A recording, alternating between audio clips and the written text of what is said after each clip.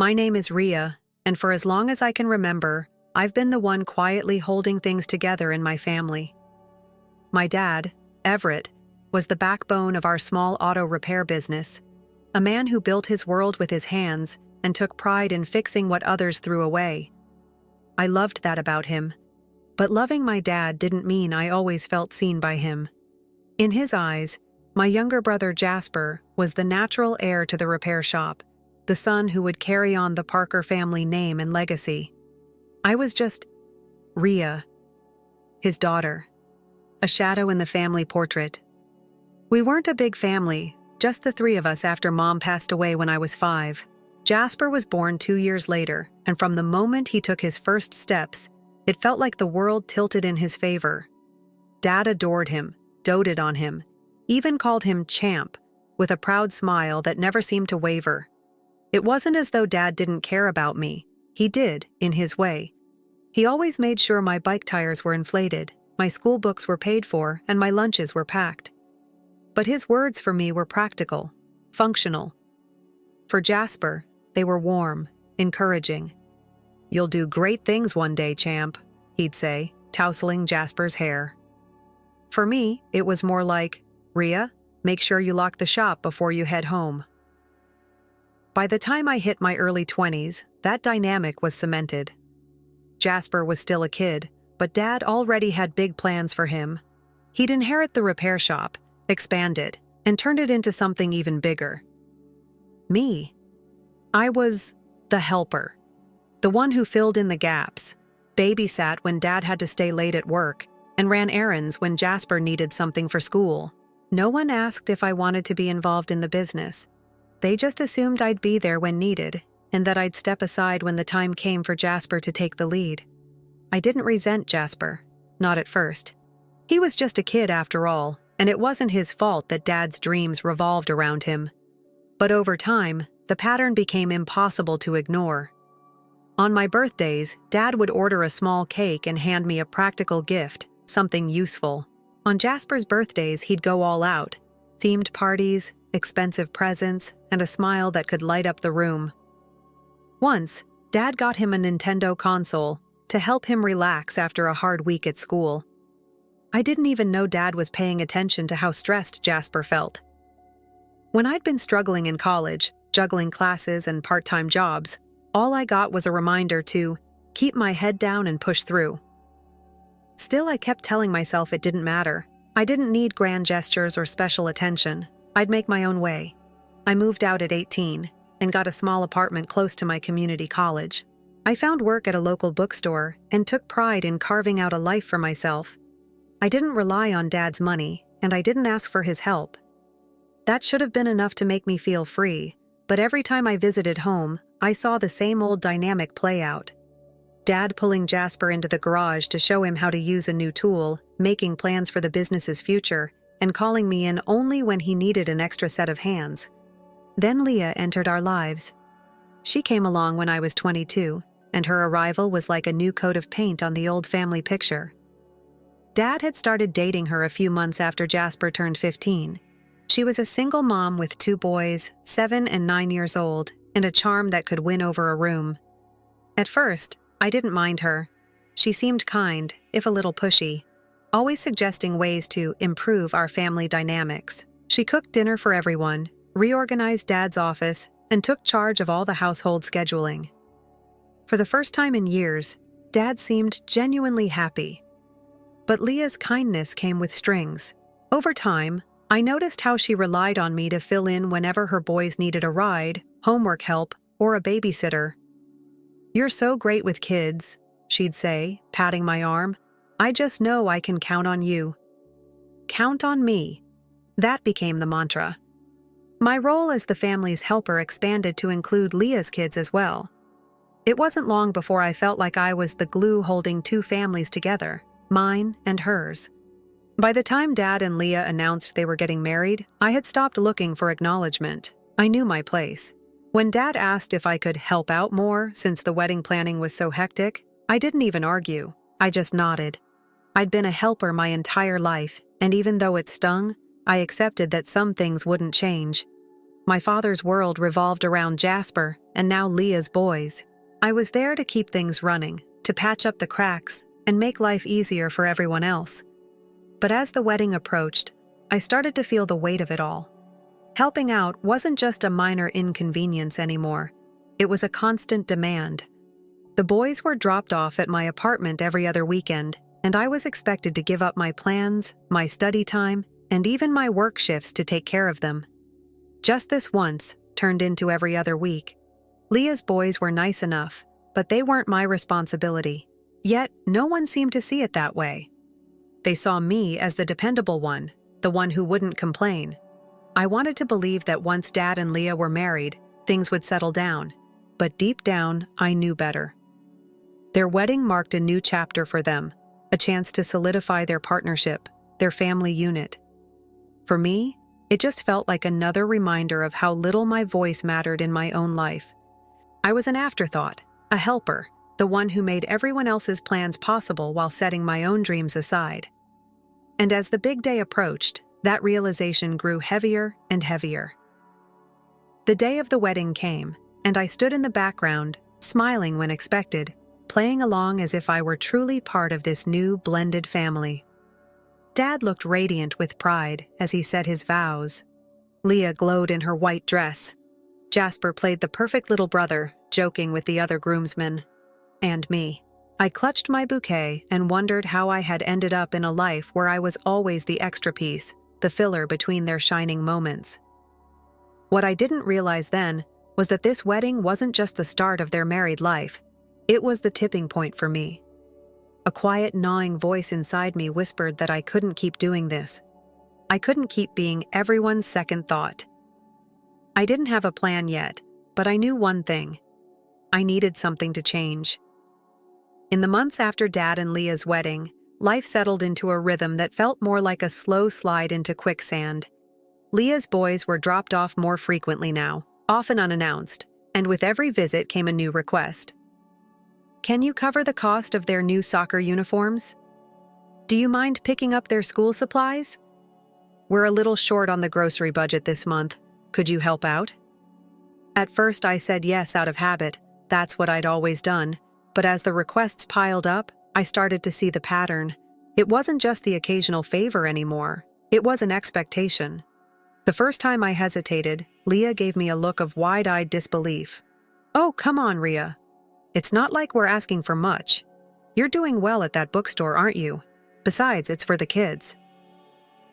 I had been promoted to assistant manager a few months earlier, so technically I was making more money. But that didn't mean I was rolling in it. My paycheck went toward rent, utilities, and the small luxuries I allowed myself, like a streaming subscription and a cup of fancy coffee on Sundays. Yet somehow, my finances became an open resource for everyone else's needs. Dad didn't make it easier. He had a knack for turning casual conversations into guilt-laden obligations. Rhea? He'd say as he leaned against the shop counter. You know how much this family means to me. We all pitch in when times are tough. That's what family does. I never had the heart to ask why pitching in never applied to him or Leah. He worked hard at the shop, but when it came to home finances, it was as if I had been silently volunteering to fill the gaps. One afternoon, Leah called me at work. Hey, Rhea, she started, her voice as chipper as ever. Quick question. Jasper needs some supplies for his robotics club, and the boys need some new clothes for their school picture day. Do you think you could swing by the mall after your shift and pick those up? I hesitated. Leah, that's a lot to cover. Can't you and Dad handle some of that? Oh, well, she said, her tone shifting slightly. Your dad's been really stressed about the shop expansion, and I've been picking up extra groceries since we have more mouths to feed. It'd mean so much if you could help out, just this once. It was never just this once. I told her I'd think about it and hung up. As I stared at the phone, an ache settled in my chest. I wanted to say no. I wanted to push back, but I knew exactly how that would go. A few passive-aggressive comments from Leah, a disappointed look from Dad, and a heavy silence that would last until I caved. It was exhausting to even consider the fallout. Still, I couldn't ignore the growing resentment. The more I gave, the more they seemed to take, without even acknowledging the strain it put on me. There were no thank yous, no offers to pay me back. I'd stopped counting how many times I'd loaned money that was never repaid. The final straw came when Dad called me into his office at the shop one evening. "Ria," he began, a furrow in his brow that meant he was about to make a big request. "The shop is doing well, but we've hit a bit of a cash flow issue. I need to buy some new equipment, and I was wondering if you could help with the upfront cost. It's just a short-term loan. I'll pay you back as soon as the next big job comes through." My stomach tightened. "Dad, I don't know if I can do that. I've been covering a lot lately, and I barely have enough for my own bills."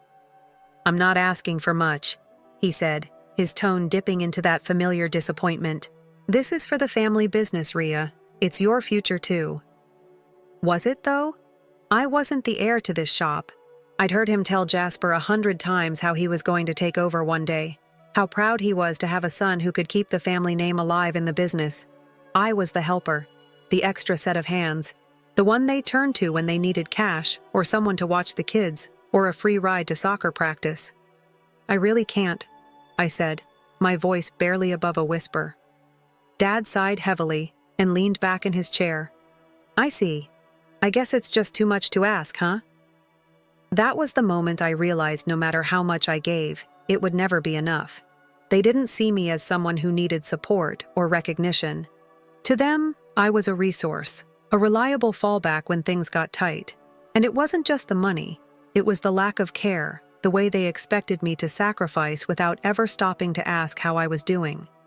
The cracks that had started forming years ago now split wide open.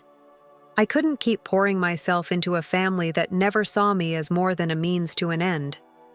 Over the next few months, the financial requests became more frequent and more difficult to refuse. It wasn't just about small favors anymore.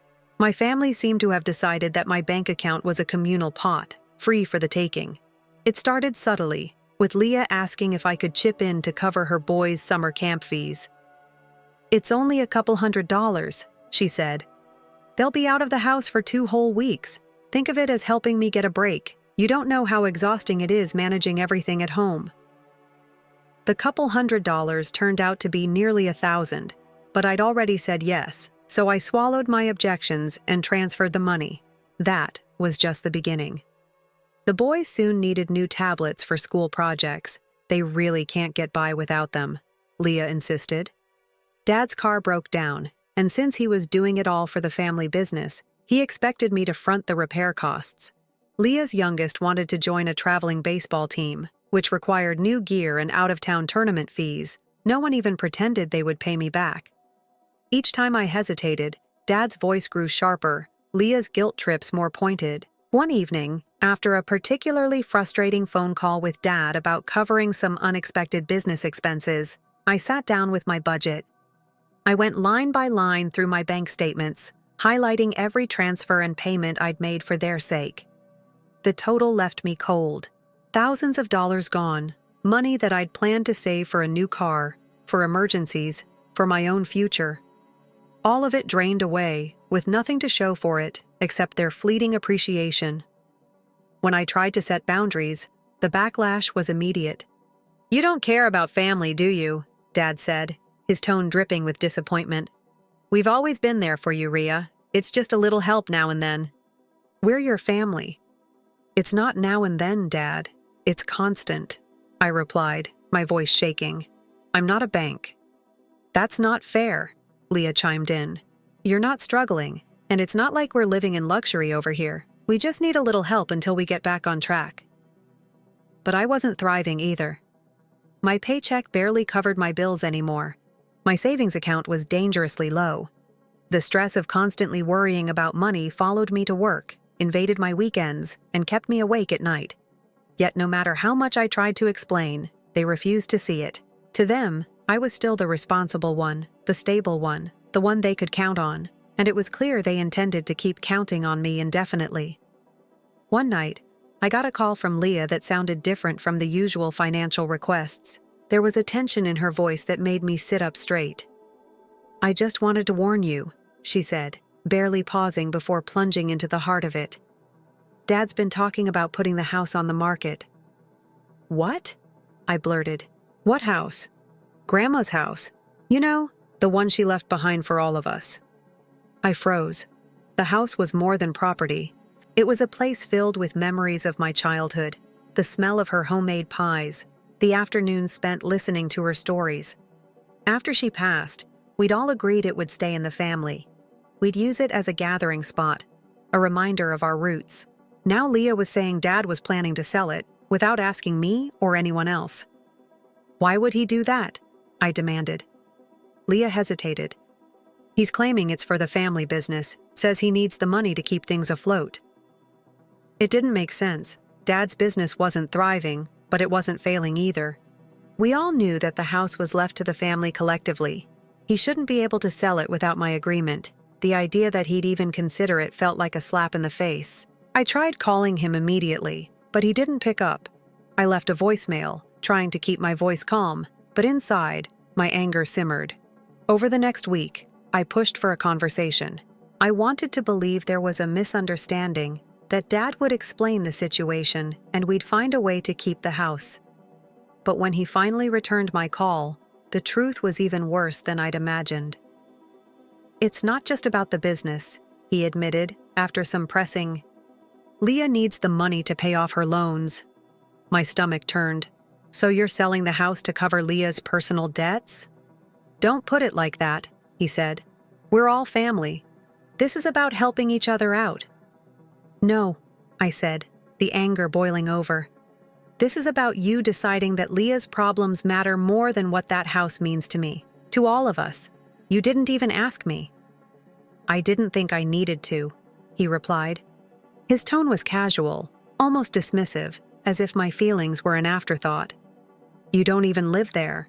That's not the point, I said, my voice rising. That house is part of our family. It's where Grandma wanted us to come together, not something you can sell off whenever you feel like it. I'm not going to argue about this, he said flatly. The decision's made. It's what's best for the family. The betrayal cut deep. It wasn't just that they planned to sell something I held dear. It was the way they excluded me from the decision entirely, treating me like my voice didn't matter. Worse, they framed it as a selfless act for the family while ignoring what it cost me. I'd always known they played favorites, but this wasn't just favoritism. It was a blatant disregard for my place in the family, for the memories I held, for my right to be part of the discussion. As the days went on, I discovered Leah had known about this plan from the beginning. She hadn't just stumbled across the information, she'd been helping Dad arrange the sale. When I confronted her, she brushed it off as though I was being unreasonable. I thought you'd understand, she said. You're always so practical. I figured you'd see why it was necessary. Necessary? To sell the house that Grandma left to all of us without even telling me? I snapped. You didn't think I'd want to have a say? Leah shrugged. It's not like you were using it, and Dad needs the money. I need the money. You don't need anything from that house. It was as if all my feelings, my memories, my connection to the house were invisible to them. They had decided my needs, my emotions, and my ties didn't matter. Even worse, when I started talking to other relatives about it, I learned that Dad and Leah had been spinning a story to paint me as the unreasonable one. They told everyone I didn't care about the house, that I had no interest in it, and only cared about my own finances. They made it sound like I was selfish for not wanting them to sell it. Relatives who didn't know the full story started calling me, trying to convince me to back down. You're being difficult, one cousin said. It's just a house. Don't you care about keeping the business running? No one's business should depend on selling something that isn't just theirs to sell, I shot back. But the damage was done. My father and Leah had created a narrative where I was the villain, the one standing in the way of the family's success. The betrayal wasn't just about the house. It was about the lies, the exclusion. Mid-coffee sip. What do you mean you refinanced? I asked, trying to keep my voice even. Leah needed some help, he said, ears. How could you do this without asking me? I didn't think you'd mind, he replied, his tone dismissive. You don't live there, and I'm handling it. But I did mind. That house wasn't just bricks and mortar to me. It was where Grandma taught me how to bake, where Grandpa used to pull out his old records and teach me the waltz. It was the place where I'd hide away when my world felt too heavy, surrounded by the scent of Grandma's lavender sachets and the faint creak of the ancient floorboards. Even after I moved out, it remained an anchor, a reminder of where I came from, of the people who shaped me. Dad had made this decision without me, brushing off my connection to the place as though it didn't exist. I started digging and found out Leah had been behind it. She told Dad she was drowning in debt and didn't want to declare bankruptcy because it would tarnish her reputation at work. Instead, she convinced him to leverage the house to help the family. In other words, she wanted to keep her lifestyle intact at the expense of the last piece of our family's legacy. Leah defended herself when I confronted her. "What's the big deal?" she said, leaning back on the couch as if we were discussing the weather. "The house is still there? You act like we sold it or something." "That's not the point," I shot back. "You didn't even tell me. You didn't think it mattered because you decided I wasn't part of the equation." Leah rolled her eyes. "Why are you making this about you? This was about Dad and me figuring out a solution." I felt my hands curl into fists. "You don't get it. You both made that decision without considering what it means to me, without thinking about what this house represents. You just decided I didn't count." "Don't be so dramatic," she said, waving me off. "It's just a house." Just a house. I wanted to scream. It was never just a house to me, and the fact that she couldn't see that, wouldn't see that, made it clear that we were living in two entirely different worlds. Things escalated from there. I started noticing little hints that Dad and Leah were keeping me out of more than just financial decisions. Family gatherings became rare and awkward, always scheduled at times I couldn't make. When I called to ask about holidays or birthdays, I'd get vague answers or excuses. One year, I found out from a distant cousin's Facebook post that Dad had hosted a big party for his retirement. I wasn't invited. When I confronted him about it, he shrugged and said, "I didn't think you'd want to come. You're always so busy." I wasn't busy. I was excluded. And the more it happened, the more I realized it wasn't just thoughtlessness, it was deliberate. They were building a narrative that cast me as the distant sibling, the one who had pulled away, the one who didn't care. I could hear it in the way Dad talked about me when I finally got through to him on the phone. He'd say things like, "Well, you're doing so well on your own," or, "You have your own life now, we didn't want to bother you." But it felt like a thin veneer over the truth, that they'd decided I wasn't worth the effort and wasn't part of their circle anymore. Then came the letter. It arrived in a plain white envelope, no return address, just my name printed neatly across the front. Inside was a single sheet of paper. It wasn't a legal document, just a hastily written note in Dad's handwriting. "I need you to understand this was never personal. It's about doing what's best for the family. Leah needs this more than you do, and we've all agreed this is the right choice. Don't make things harder than they have to be." I stared at the words, trying to make sense of them. They felt cold, clinical, and wrong. We've all agreed. Who is we? Clearly, I wasn't part of that discussion. They'd decided, once again, that my input didn't matter, that my feelings were secondary to their version of what was best. I showed the letter to a close friend later that week. "They don't even think of you as part of the family anymore," she said, shaking her head. "It's like you're just a footnote in their plans." That hit harder than I wanted to admit. I'd spent so much time trying to prove my worth, trying to show them I wasn't a problem to solve or a nuisance to ignore, but the letter made it painfully clear. I was neither. To them, I was just nothing, a non-entity, a shadow they could step over as they went about their lives. The final blow came when I learned they'd been quietly siphoning money from a family trust account Grandma had set up. It wasn't a huge sum, but it was supposed to be split equally among the siblings.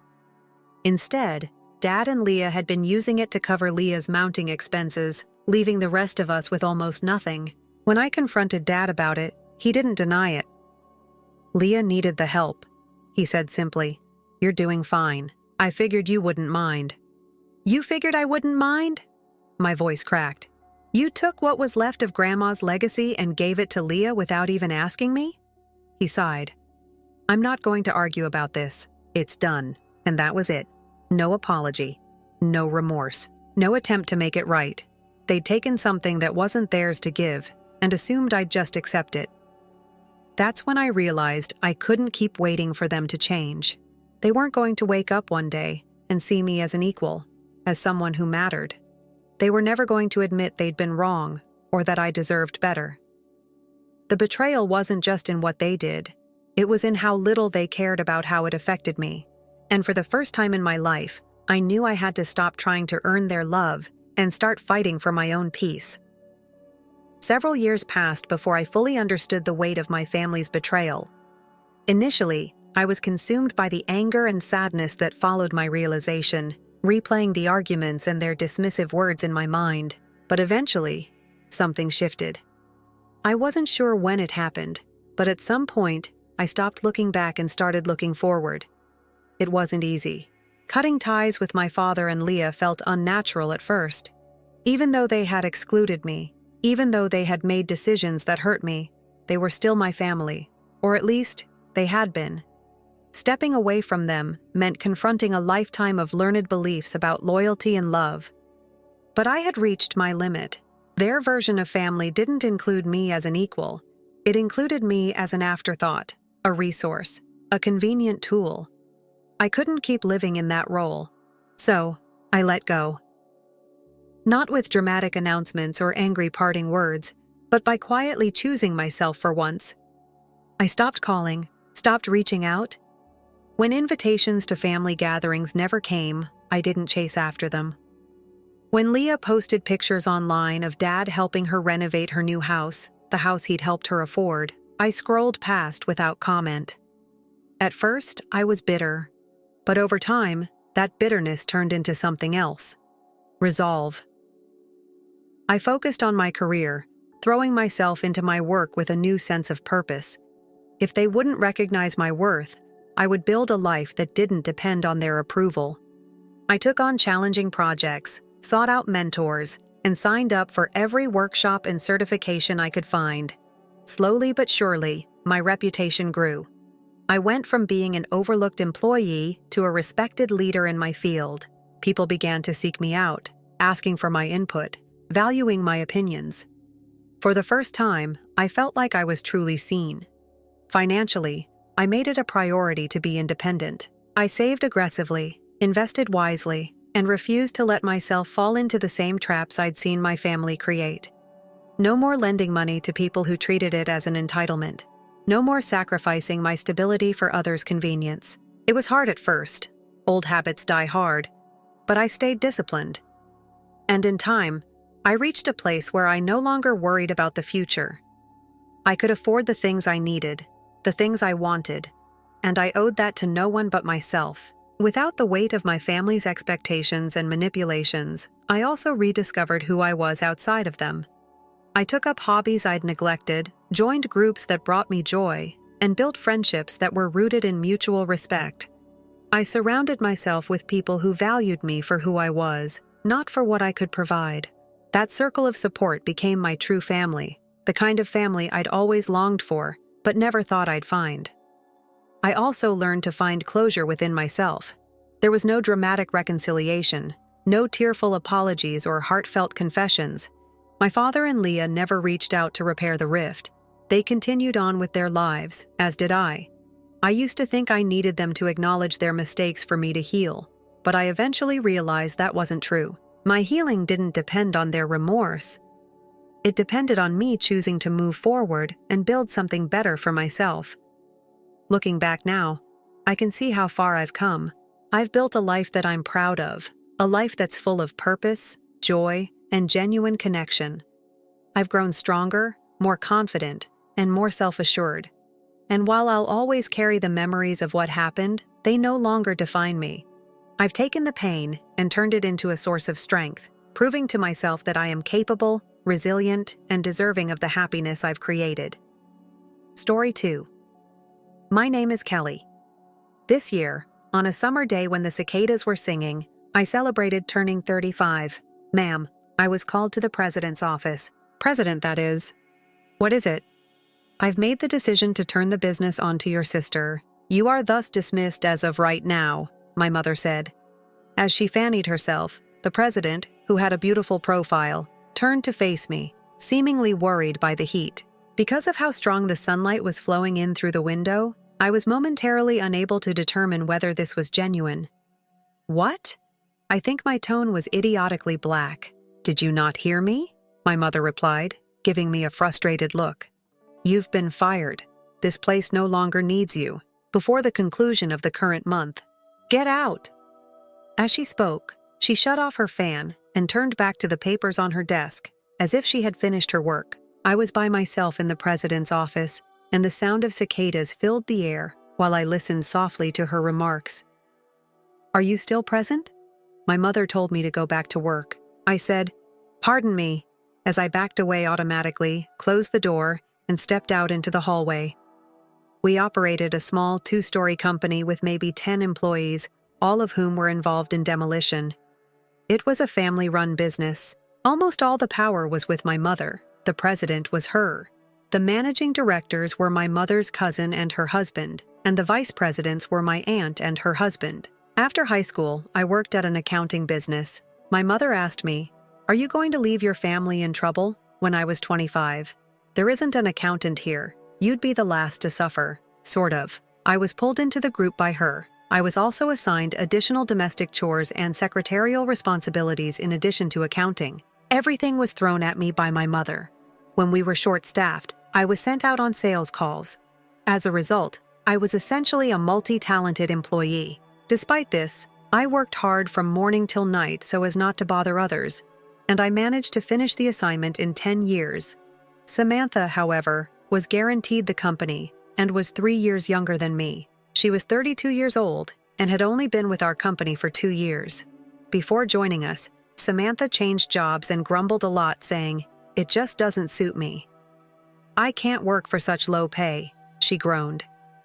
"There's a suitable work for you, Samantha," my mother said, in response to her spending her days lying around the home without even trying to get another employment after her 30th birthday. When job circumstances tightened, my mother then agreed to let Samantha serve as our company's managing director. I remained a regular employee, even after 10 years of employment. The disparity in treatment of us sisters shocked others around us. However, I thought it was only a coincidence. That's because my mother has always given precedence to my sister, even when we were small. "Samantha, you're so cute," she remarked, "buying this gorgeous girl everything she needs, including clothing and toys. You look fantastic with this outfit, but I was informed that this is plenty for you." I didn't understand why I was treated this way when I was younger, and I was given hand-me-downs by relatives and kids from the neighborhood since I wasn't as cute. All I wanted was attention from my mother. I made the decision to put my studies and assisting others ahead of my unalterable beauty, but my mother didn't appear to care about me. Before stamping my report card, which was filled with all A's, she hardly glanced at it. I even considered having plastic surgery, if the only way to get someone's affection is to be gorgeous. My aunt realized my situation while I was in high school and gave me an explanation for my mother's lack of interest in me. I was told that my father had passed away, but in reality, he had escaped with a woman from the firm the year Samantha was born. In contrast to my mom, there was something about this older, less attractive woman that made me think of myself. "Your mother is very proud," my aunt said.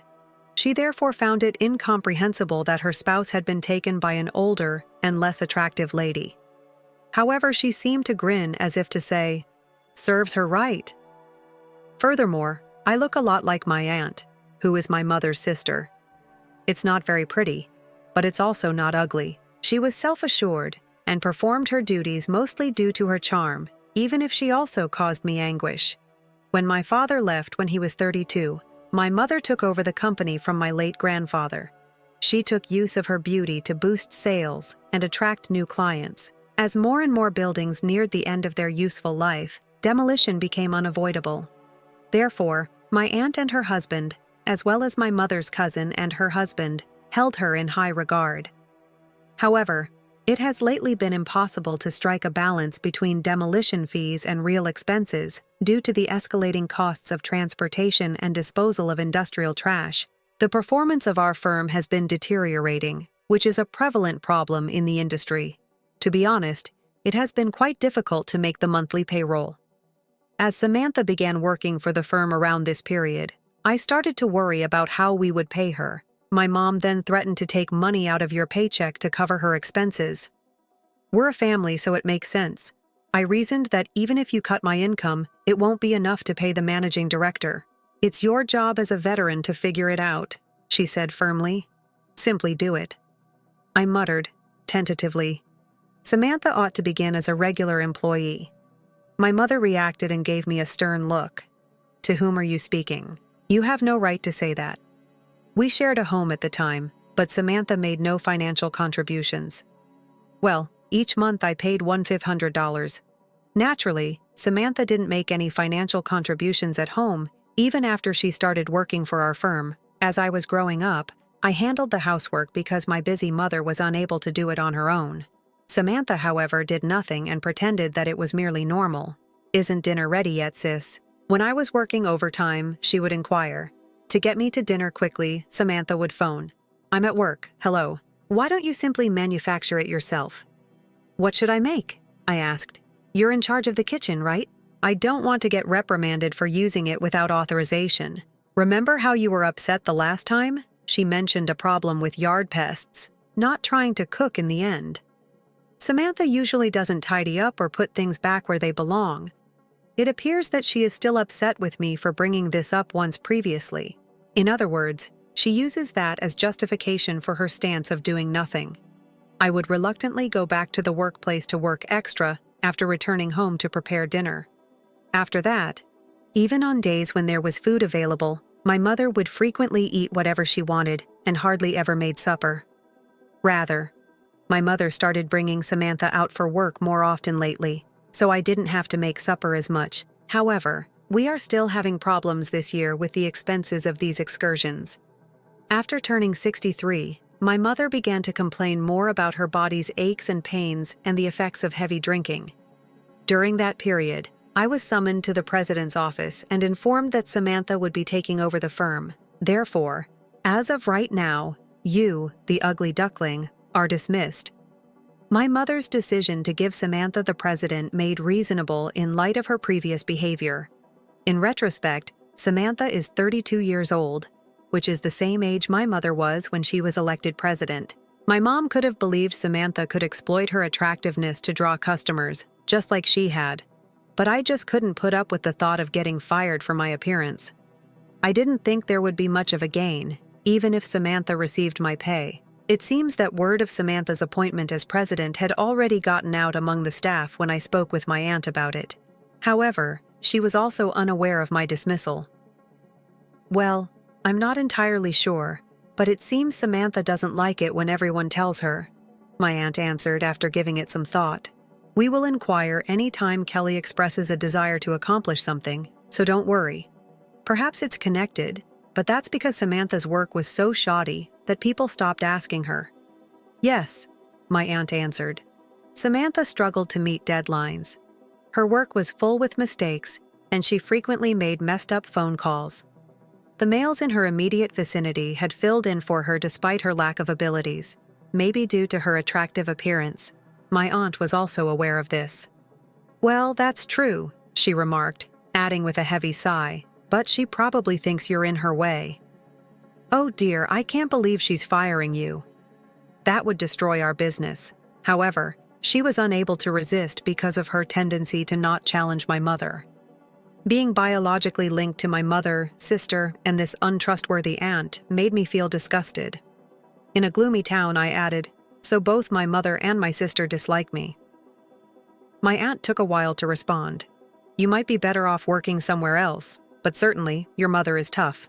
You're too strong not to start anew elsewhere. As she gave me the resignation advice, there was a little twinge of connection in her eyes. I dimly saw a mirage in the distance, while standing in the company of people who were red from the summer evening. Perhaps it was time to call it quits. I turned to my aunt as a feeling of freedom went through my chest. For the first time since I started working for the firm, I grinned composedly. My aunt, taken aback by my smile, gave it back with a dejected look.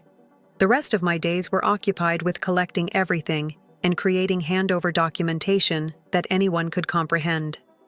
My last day came toward the end of the month before I realized it.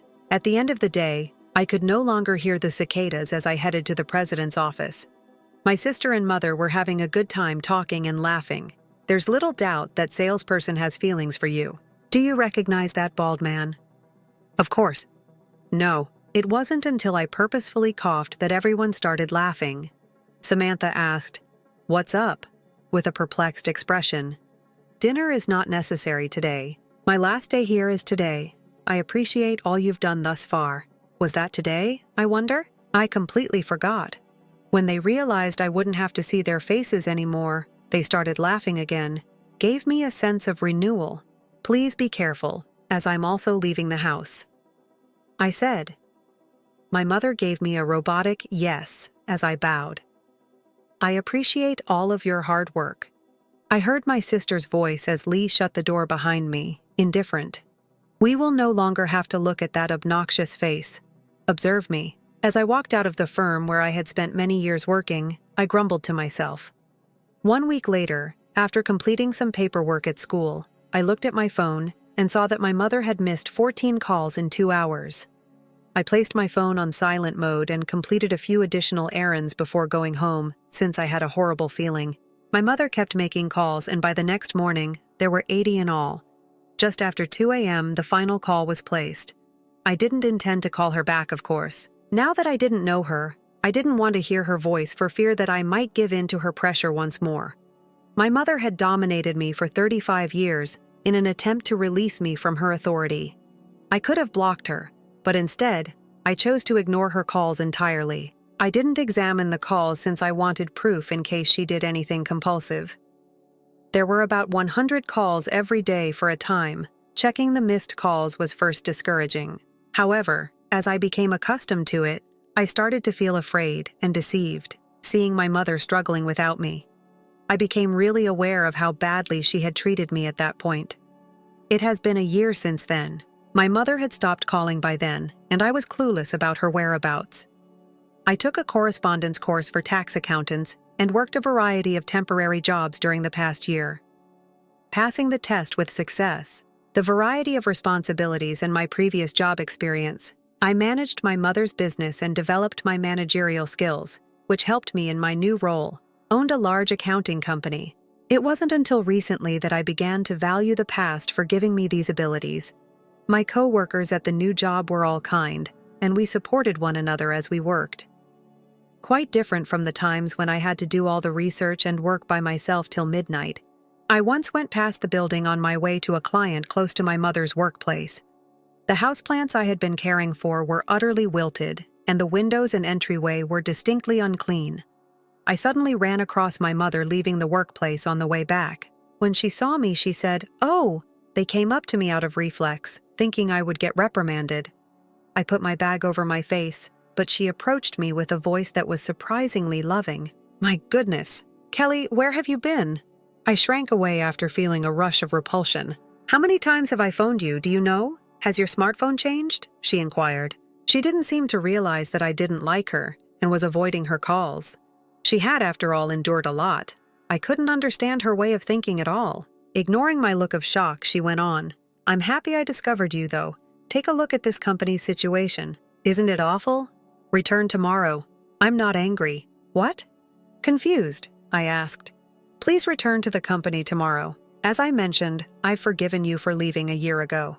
I took a moment to comprehend what she was saying. She must have only remembered the image of me as a child, crying and running back to her. After some hesitation, I said, "Mom, I'm already employed at another company and I'm having a great time there." Her face suddenly took on a devilish look. "What?" Although her business is in such a state of chaos. "Does anyone care about other companies?" she yelled. "I own you!" In the center of the street. "Wait a moment. I assume you are the one who let me go." "Samantha, how about her? What happened to her?" I fired back. She gave a snort. "Really?" Samantha made a mistake by dating 3 clients at once, which is why I believed she would be more helpful. She went on. In an instant, everything fell apart. Had she not been apprehended, she wouldn't have been recognized since everything would have been okay. For a while, I placed her in the office. She can't even clean properly, and she's terrible at bookkeeping. We can't afford to hire another worker. It's extremely troublesome. So it's your turn, Kelly, she said, smiling at me after expressing her frustration. Our office has been chaotic ever since you departed. You have to take responsibility. Before I quit, I went over everything with Samantha and created a comprehensive handover handbook. Samantha probably didn't check anything, and my mother probably didn't hear that part. She either pretends she didn't hear it or doesn't recall, even if she did. Ultimately, because it was she who threw me out, the accountability dimension is absent. Furthermore, since you departed, some of your clients have ceased doing business with you. Do you not find that odd? She went on. They said they could no longer trust us, since you were no longer among us. This is why I want you back. Since I worked there for a long time, I knew many of the patrons. Some people really appreciated my skills, even though my mother constantly teased me about how I looked. When I quit, I phoned the people I owed favors, and they asked me why I was leaving. Justifying the unreasonable reason for my termination was difficult, but I did it because I thought it was my final chance. It seems that these customers decided to stop doing business with my mother's firm. They have consistently employed the same tactic since they found out why I was fired.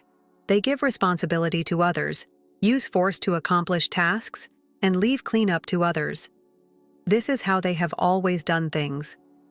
Recalling the kind expressions of my current colleagues, I kept my bottom lip to myself, reminding myself that I had been in a strange environment and that this was the true everyday reality. I made a self-promise to resist this pressure going forward. I adamantly told my mother that you, the president, were the one who briefly dismissed me, regardless of your level of responsibility. My mom had a shocked expression, noticing a change in my voice. Furthermore, wasn't my dereliction of duty the cause of my termination? Apparently attracted by the entertainment, a throw had collected around our argument before I realized it, seeing the expressions on everyone's faces. My mom hesitated before answering. Was that what I said? Did I say something wrong? No, I heard you clearly. You said you were transferring the business to my beautiful sister and firing the ugly employee. Despite my 10 years of diligent work, I was unable to comprehend what you were saying. Samantha, who has only worked here for 2 years and seldom performs her job, is the person you decide to hand the firm to. I question your judgment. When I spoke boldly, the audience stirred. Really? Is that correct? Her own mother said as much. Isn't that ridiculous? Are they really related? Some even began recording the occasion. However, I was too enraged to care. My mother began to perspire, and her face became white at the accusatory glances. Kelly, you're misinformed, she said. Let's discuss this in private. Did you misinterpret the unclear part? If you didn't mention it, why not make it clear now? I fired back. She fell silent, and everyone around us started muttering. She stopped talking, I see. Then it must be genuine. Disbelieving, many murmured, it's unbelievable. Suddenly my mother became irate. Enough. Your gloomy and ugly appearance is all your fault, she shouted. Those who are beautiful should subtly obey those who are unattractive. That's all you're good at. Her irate comments stunned the bystanders, who immediately began filming. It was clear from the video's description that the ugly woman should obey the attractive one. The video quickly went viral. Heavy Company ceased doing business with my mother as soon as word reached her business associate. Illegal dumping and book falsification seemed to have occurred. Very serious offenses. One by one, the clients severed their ties during the year I was abroad. When the video gained widespread popularity, in the end, the company declared bankruptcy. My mother and Samantha, who are now unemployed, visited my apartment once. I didn't answer the door, of course.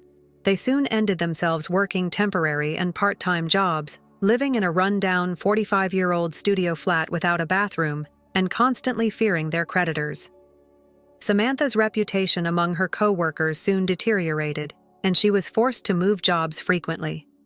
In contrast, my mother was ostracized by her co-workers and forced to work alone and in silence when she tried to use her attractiveness to win over a male co-worker for a short time. This was because the video never went down on the internet. I began dating at my new job in the interim. He is serious and genuine despite his lack of beauty. He values my dedication to my work, and we plan to get married soon. I live my days with genuine thankfulness since I've always taken my responsibilities seriously. Story 3. My grandmother's enchantment in her small kitchen captivated me as a child. The smell of freshly made bread and pastries filled our little apartment every morning, attracting neighbors like moths to a flame. The most basic ingredients could be transformed into creations that delighted everyone who had the good fortune to taste them by her skilled and worn hands. Do you recall this, Emma? Knead dough with rhythmic precision, she would frequently repeat. There is more to good meal than just flavor. The goal is to make memories. A treasured recipe book with her handwritten notes and secrets was left behind, and her words continued to resonate with me long after she went away. Even though I was only 16 at the time, I already knew what I wanted out of life. After graduating from culinary school 10 years later, I worked in a variety of bakeries for many hours. My dream fund grew with each paycheck, bringing me one step closer to starting my own bakery. It was not an easy road. Double shifts left my feet aching, my hands raw, but I didn't falter. I saw something. I met James at that point. He entered the bakery where I worked on a rainy Tuesday morning, looking for cover from the rain. He had a disheveled appeal from his askew tie and wetsuit, but his smile was the focal point of the room. Whatever has a wonderful scent. He raked a hand through his damp hair and muttered, "I'll take 2. I had just taken my famous croissants with lavender honey out of the oven. I put one on a platter and remarked, "You're in luck. The home has the first one." He chewed into it. His eyes widened with joy. "This is incredible. Tell me you're not married, please." I chuckled at his audacity. "Does it mean you're asking me out?" "Only if it's functioning," he smiled in response. Yes, it was. James was courteous, encouraging, and truly interested in my dreams, unlike anybody I've ever encountered. Unlike others, he didn't think my ideas to start my own bakery were unrealistic when I told him about them. Rather, he provided encouragement and insightful questions. Our romance took off right away. After 6 months, we were talking about getting married. Everything changed when I got to meet his family. James's mother, Patricia Chen, embodied high culture and old money. I felt out of place right first because of her well-manicured hair, fine clothes, and arrogance. She used her position as the property manager of one of the most prominent shopping malls in the city, Crystal Mall, as a weapon. So she began, drinking her wine at our first supper together. "Did you work as a baker?" "Yes," I responded quickly, trying not to be alarmed by her. "I've been putting money down to start my own bakery." The harsh sound of her laughter pierced the room. "Oh, sweetheart, what percentage of small businesses fail within the first year, particularly right now, James? You must be able to assist her in locating something more practical." Squeeze my hand beneath the table, James. "Emma is so skilled, Mom. She is skilled at what she does. She does, of course," Patricia answered with a condescending smile. "However, wouldn't it be preferable to have a wife who is able to go to board meetings and charity events? Someone who is compatible with our world?" I didn't answer, but her words hurt. Robert, James's father, swiftly shifted the topic, which I later found out was his go-to strategy for avoiding conflict. 6 months later, James and I were married in a modest ceremony, in spite of Patricia's contempt. Patricia was disappointed at every opportunity, since it was not the lavish event she had imagined. I was secretly pursuing my ambition of opening a bakery when I had a fortuitous encounter with well-known real estate developer Marcus Sterling. Modify everything. I'm impressed. Amazing. My vision and business plan. Marcus offered to invest in my bakery, giving me the money to start a high-end bakery and cafe idea with space for expansion rather than simply a modest shop. Patricia worked at the Marcus and Crystal Mall, which neither James nor Patricia were aware of. She threw out my application for a spot as soon as it came over her desk. "Here's a bakery," she sneered. "This is not a roadside kiosk. This is a posh mall." She was unaware that Marcus had already given his approval for my tenancy. Her denial was a trivial formality. Construction of Sweet Heritage, located in the center of Crystal Mall, started 2 weeks later. When Patricia learned that her veto had been overridden, her rage was evident. She could do nothing, though. The night before the official opening, she paused at the look of smugness and contempt on her face. "Don't expect James to pick up the pieces when this fails, and it will fail," she added. Her voice was icy. With a grin, I suppressed the truth. "Patricia, I appreciate your concern. Would you want some coffee?" The machines are being tested. Sweet Heritage welcomed a throng of excited patrons when it opened its doors the following morning. The sophisticated decor demonstrated the ideal fusion of history and contemporary, and the air was filled with the aroma of freshly baked pastries. We sold out before midday, and we started receiving great accolades from culinary reviewers. The bakery's success was greater than Patricia's displeasure, but I couldn't help but feel a little triumph when she hurried off that morning without telling Marcus about it. It wasn't only about disproving her. I wanted to prove myself correct. My grandmother's battered recipe book was in my apron pocket as I stood in my dream. I knew this was only the beginning. At the monthly tenant meeting of the mall, the situation escalated. Patricia had planned it for our peak morning hours, so I had to decide whether to attend or supervise the breakfast rush. I went to the meeting and grudgingly assigned Sarah to run the store. Patricia was saying as I slipped into a seat, "As you can see from these charts, there are now issues with foot traffic in the North Wing, certain establishments." She hesitated, her gaze latching on May Air, generating congestion that frustrates our more established tenants. The boutique on our next door spoke out quickly. "In fact, we've seen a 30% increase in sales since Sweet Heritage began. While they wait for their orders, their customers shop." Through the room, there was a ripple of agreement. Patricia's expression became tense. Well, she gave it another go. "There have been concerns concerning smells. Do you mean the aroma of freshly baked bread?" Someone laughed and broke the silence. "It's amazing. It makes the entire mall feel cozier, according to my consumers." "What about Patricia?" Marcus, who is calm, interrupted her from the back with a firm voice. The proprietor of the mall had been watching in silence. "We've heard enough, I believe. Mall traffic has increased and Sweet Heritage has surpassed expectations. Maybe we ought to concentrate on more urgent issues." Patricia's lips were pushed when she sat down suddenly. She cornered me in the corridor following the meeting. She screamed, "I don't know how you fooled everyone, but this won't last. You're not worthy of my son or this mall, Mom." She was surprised by James's voice. He had come to have lunch with me.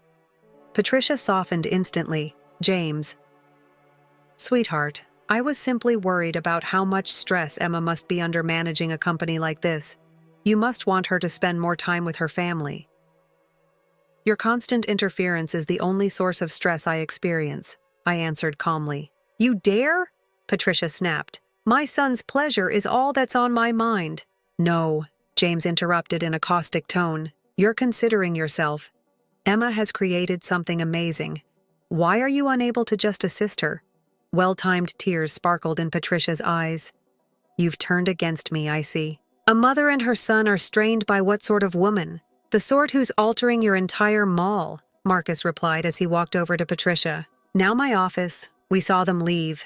James gave a headshake. "Emma, I'm so sorry. I had no idea she was being that terrible." "You're not to blame," I said, although I kind of wanted he had noticed sooner. Before I could continue, Sarah hurried up, panting. "The review by Emma, the food critic, is now available." The review exceeded our expectations. Tremendous acclaim for our creative dishes, excellent service, and a friendly environment. By the evening, we had more clients than ever before, including several well-known food bloggers. Patricia didn't show up at the mall for several days. Gossip suggested to extended meetings with Marcus. I remained silent, awaiting the appropriate time. It happened at a family supper on Sunday night. Patricia insisted on hosting so that certain alterations could be discussed. "Cryptic," she remarked. It was a stressful lunch. As Robert engaged in awkward small talk, Patricia picked at her food. She cleared her throat at last. She started by saying, "There have been developments at work." James scowled. "What's happening?" She spoke in a tense voice. Mr. Sterling is making organizational changes. A new property manager with new ideas is being brought in by him. What? James cried out. Patricia said sourly, but it seems like you've been managing Crystal Mall for years. Someone has convinced them differently. Someone will recognize the possibility of something greater, I said quietly. Allies looked at me. What are you saying? Robert inquired. I opened Sweet Heritage after taking a deep breath to regain my composure. Marcus and I met during a lecture. He saw potential in my ideas, not just for a bakery, but for modernizing retail spaces. Patricia laughed sharply. You have big ideas and are a baker. I passed a folder over the table and responded, yes. These are proposals I've worked on with Marcus for over a year. Suggestions for making Crystal Mall a contemporary attraction. James's eyes widened as he opened the folder. Public areas and festivals throughout the year. Amma, this is incredible. Absurd. Patricia sneered. Marcus would never. I've done so already. As Marcus entered the room, Patricia's face was devoid of color. Well, I didn't, Mr. Sterling. Marcus said that Emma controls 51% of the mall segment of Sterling Retail Properties, which includes Crystal Mall. The room exploded. Patricia looked astonished. Robert's drink suffocated him. It isn't feasible. Patricia sputtered. In just 1 year, Emma has increased income by 40%. Marcus said that her tactics are changing the retail industry. Patricia said, Are you taking over? No, I answered firmly. For our expansion, you have been elevated to the position of Regional Operations Director. I also said that I'm assuming we can collaborate professionally. Patricia's astonishment gradually gave way to reluctant acceptance. I could have miscalculated you. You certainly did, I said. So? What are you going to do now? Squeeze my hand as we walked away, James. I ought to have defended you earlier. Yes, I said with a smile, but what happens afterward is what counts. A silent contemplation descended upon me as we drove home. Patricia had been humbled, but I still had unanswered questions. Would her sudden acceptance of me last past the effects of the situation? What would that imply exactly? Because it had been prompted not by real change, but by necessity. The following day brought further difficulties. My everyday contacts were changed as word spread about the management changes in the mall. A few workers gave me respectful greetings. Others sent out tense looks that suggested they were afraid of what lay next. Yet beneath the surface, there was a burgeoning energy, the buzz of something fresh and promising taking shape. When Patricia returned, she had taken a week to come to terms with the turmoil. The enthusiasm for the new projects was unexpected. However, it appeared that she was more driven to prove herself to Marcus than to embrace the goal. It was progress, though. She made an appearance at Sweet Heritage before daybreak 3 weeks later.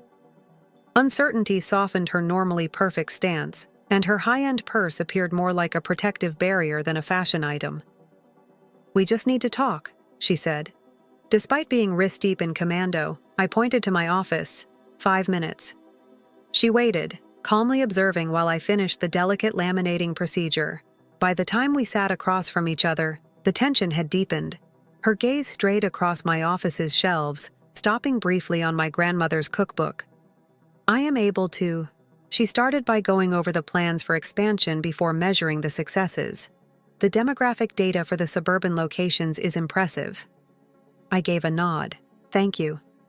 I waited for her to speak what she had truly come to say, so I said nothing. The pearls around her neck caused her fingers to worry. She spoke at last, her voice faltering. I must apologize to you. I didn't answer right away. I wanted to listen to her. When James presented you to us, I was biased. I thought the person I saw wasn't mine. I believed it might hinder my son's progress. I was completely mistaken. I was surprised by her openness, but I just asked, and now? Now I see someone with vision and character. Someone who picked Grace over me and used every chance to get revenge. You've created something truly remarkable, and I was totally wrong about you. I crossed my arms and reclined in my chair. And why did you decide against it? She answered quietly. You did. Your behavior, your fortitude, and this location. Isn't it more than just a bakery? It is a dynamic illustration of what retail may develop into. That's the plan, I said. Transactions are no longer the only aspect of retail. Building relationships and experiences through storytelling is the goal. Her gaze strayed to the recipe book again. Almost myself, she replied, referring to the morning buns. Indeed, they make me think of the ones my grandmother made. Years ago, I misplaced her recipe. I took the book from the shelf and stood there.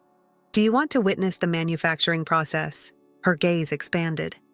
Tears are forming at the edges. You'd share that with me. Recipes from the family are meant to be shared. We have to start there if we want to make this work, I said. Patricia Chan wore an apron for the first time at the Sweet Heritage kitchen that morning. Her first morning bun efforts were far from flawless, uneven filling, asymmetrical forms. However, her smile was real and unguarded as she bit into her first creation. Patricia's early morning baking activities became a familiar sight during the ensuing weeks. After being stunned at first, the renters started to accept the concept. Slowly but surely, our personal connection blossomed alongside our professional one. A few months later, during the second Sweet Heritage location's grand opening, Patricia was showing her pals from the country club how to make croissants. Marcus, who was observing a scene, smiled and nudged me. Never imagined I'd see the day. Honestly, I said, neither did I. Within a year, 5 other locations opened as a result of the successful expansion. Each one embraced Patricia's operational experience while capturing the essence of the original sweet tradition. Food bloggers began to speculate endlessly about the morning buns, which are now a signature item. Patricia stayed after we closed the flagship shop one evening. Emma, I've been thinking about your community idea, she added. Oh, what if we extended it? Classes in cooking, maybe teaching people how to create their own scamming traditions? I grinned. That is a great concept, in my opinion. Her hub was unexpected, but warm. Thank you, she said in a whisper, for continuing to believe in me. I thought about life's greatest victories, which are frequently mine, and the relationships we create as I drove home. It took more than just establishing a successful company or disproving others to achieve success. Honoring my grandmother's legacy and fostering growth in others, even those who resisted, were the main goals. When I got to Sweet Heritage the following morning, Patricia was already there. I was thinking, she added, her apron coated with flour. Perhaps we could make something that tells your story or a special pastry for James and your anniversary. Our tale? I made a little correction. The sweet and the bitter. She grinned in comprehension. Yes, everything. The aroma of new possibilities permeated the air as we worked side by side in the warm glow of the morning sun. It was more than simply a fresh start for the mall or the bakery. It was a fresh start for all of us.